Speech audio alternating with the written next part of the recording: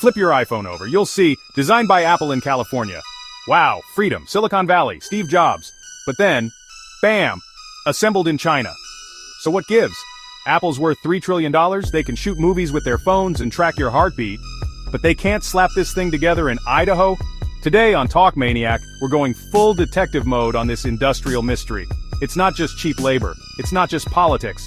It's a global symphony of chaos, screws, and supply chains from hell. Let's plug into the Apple Matrix.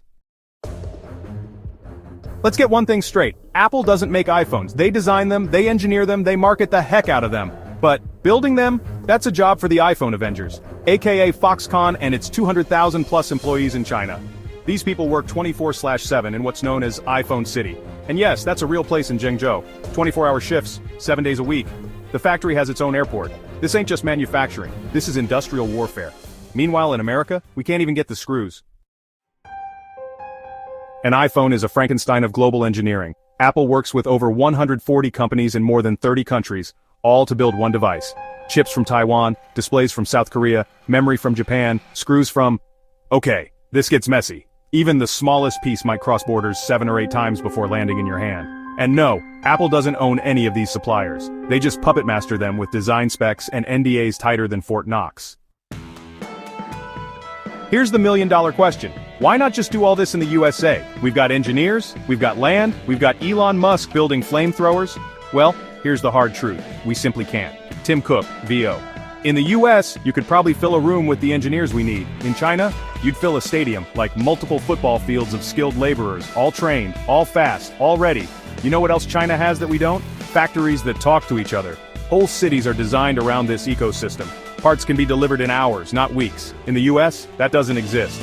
We'd have to build it, from scratch. It would cost billions and take decades. It's like trying to grow Amazon Prime from a potato farm. Now, to be fair, Apple tried. In 2013, they assembled the Mac Pro in Texas. The slogan, designed in California, assembled in Texas. The dream? Made in America comeback story, reality? They couldn't find the right screws. Apple literally had to order screws from China because US factories couldn't meet demand or precision standards. The entire supply chain was so fragile, production delays became the norm. The Texas experiment lasted 1 year. Enter Donald J. Trump. The man wanted Apple to build everything in the USA, so he launched a trade war with China. High tariffs slapped on electronics. The idea? Make overseas production expensive enough that companies had no choice but to bring jobs home. But Apple, they weren't sweating. They just started playing chess while everyone else was punching checkers. Apple's plan B? Global diversification. If China is a dragon, Apple's now feeding baby dragons in India and Vietnam. In 2023, India manufactured $2.2 billion worth of iPhones. And by 2025, some iPhones sold in America might be assembled in India. Same sleek design, same price. But way less geopolitical tension. Vietnam's joining the party too, slowly becoming a hotspot for accessories, cables, and components. It's like Apple's creating its own Avengers multiverse of supply chains.